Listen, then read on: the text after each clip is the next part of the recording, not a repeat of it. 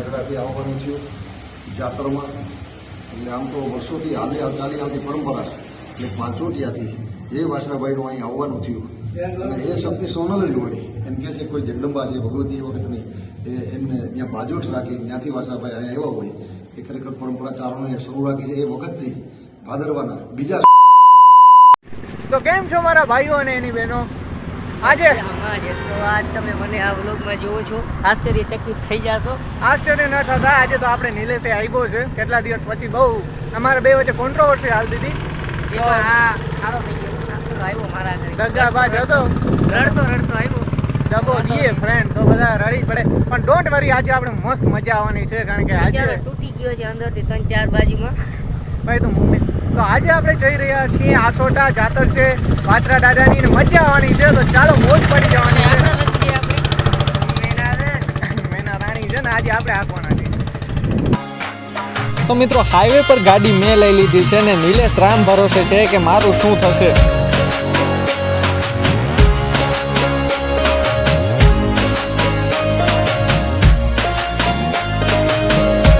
પછી મિત્રો રસ્તામાં એટલી બધી ટ્રાફિક આવે છે ને જોઈને તો મારું માથું જ ફરી ગયું. મેં નિલેશને ગાડી દઈ દીધી કારણ કે આટલી ટ્રાફિકમાં મારાથી તો ગાડી જ ચાલે એમ જ ન હતી. આ જુઓ એકવાર ટ્રાફિક, એકવાર આ લોકોને જુઓ, ખેતરમાંથી સોપટે જાય છે બધા ગાડીઓ વાળા, બાકી 4 વ્હીલ તો નીકળી શકે એમ જ નથી. જુઓ આ બધાને.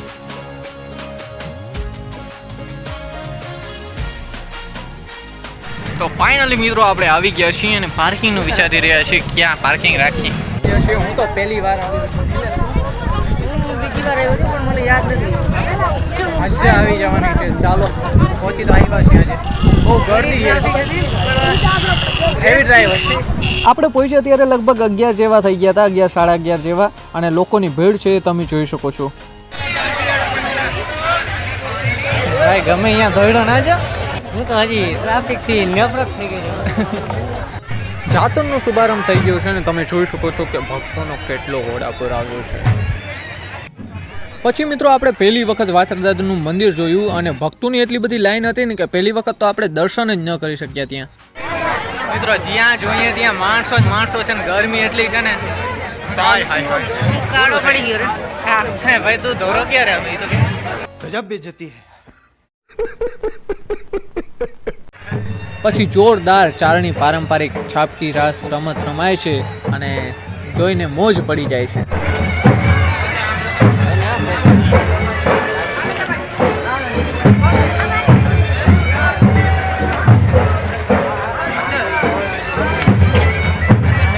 મિત્રો ગમે અહીંયા આ તો પહોંચી જ આવે ભાઈ. મિત્રો અહીંયાથી આપણે બધે પહોંચી જાય. इतनी खुशी मुझे अबे रख ये ले इतनी खुशी આવે ની હાલત જુઓ.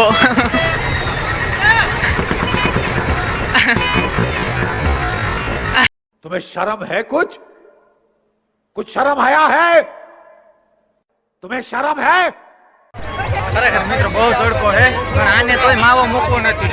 મિત્રો આ તો અહીંયા પણ આવી ગયા, ક્યાંય મૂકતા જ નથી આ રાધેશ્યામ વાળા તો. પછી ભીડ ઓછી થઈ તો માંડ આપણો વારો આવ્યો અને માંડ આપણે વાત્રા દાદાના દર્શન કર્યા. અહીં મિત્રો ચારણ સમાજના મોભી એવા ગિરીશાતા પણ આવ્યા હતા. તો તેમની પાસેથી જ આ મંદિરનો ઇતિહાસ સાંભળીએ. નગરાથી આવવાનું થયું જાત્રામાં. એટલે આમ તો વર્ષોથી ચાલી આવતી પરંપરા એટલે પાંચોટિયાથી એ વાસણાભાઈનું અહીં આવવાનું થયું.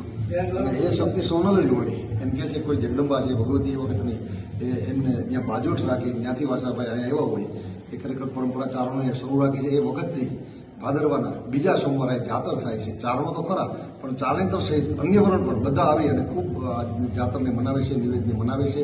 અને ખરેખર અહીંથી જોઈ આગળ જતા એમ કહે છે કે આ જ વાસણાભાઈ એનો જ પડકારો થયો અને ફલશ્રુતિમાં આપણને બહીમાં જે પરચો કર્યો કે એ પણ ઘટના અહીંથી જ છે.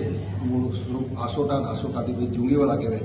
એ જ આ જુંગીવાળાનું ધામ આજે સરસ રાજીપાની વાત છે કે આગલા વર્ષથી શતાબ્દી સોનલમાંની ચાલે છે ત્યારે એ જ વર્ષોને અંતે અહીં ખરેખર એ જ સમયમાં એ કાળમાં વાતો મંદિર બની ગયું જુંગીવાળા જબરજસ્ત. પણ પહેલાં ન્યા બની જાય પછી આ મૂળ સ્થળે બને. એ મૂળવત ભાવના ને મૂર્તિમત કરવા ચારણોને સેવકો બધા મળી આ મંદિરનું કામ પણ અહીં પાયાની ખાતમુહૂર્ત થયું છે અને કામ હવે પછી શરૂ થાય એ મોટી વાત છે. આ જાતરની પરંપરા ચારણોમાં અનેક સ્થળે છે. હમણાં જ મતી પરોળિયા અનેક જગ્યાએ થાય છે, અલગ અલગ ગામોમાં. અને આસો મહિનાના સોમવારે જુંગીવાળા પણ થાય છે, પહેલો કે બીજો? આસો મહિનાના પહેલા સોમવારે જુંગીવાળા થાય. આ પરંપરા ખરેખર ચારણોમાં બહુ જીવંત રહી છે અને ખૂબ વર્ષોથી એક સ્થળ એવું છે કે વાસરાભાઈના ભુવા શુદ્ધ તનમનથી બહુ જોઈને કોઈ પ્રપંચ વિના ક્યાંય પણ હોય જ્યાં વાસરાભાઈનું મંદિર જોવામાં અનેક સ્થળોએ જવાનું થાય, પણ જ્યારે વાસરાભાઈના ભુવાને જોઈએ ત્યારે અનુભૂતિ જુદી જ થાય. કારણ કે ત્યાં કોઈ પ્રપંચ, કોઈ ખોટી વાત ક્યાંય કરે નહીં અને ખરેખર એના હૃદયથી એને થા પૂગે તો અગર એનું માધ્યમ ભુવા બનતા રહીએ. એ ભુવાઓને ખૂબ શક્તિ આપે છે, તો એ રીતે ભગવતી વિશેષ શક્તિ આપે. પછી આપણે મેળામાં ગયા ફરવા, બહુ મોજી કરી, પણ જોઈને નવાઈ ક્યારે લાગી જ્યારે આ રેલગાડીનો છેલ્લો ડબ્બો જોયો. તમે પણ જુઓ.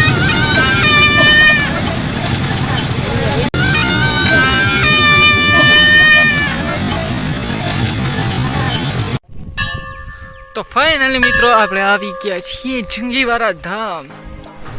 જાતરમાં મોજ કરી આપણે આવી ગયા જુંગીવારા દાદાના બેહગામમાં દર્શન કરવા. ત્યાં દર્શન કરી અને આપણે રવાના થઈ ગયા ઘર તરફ.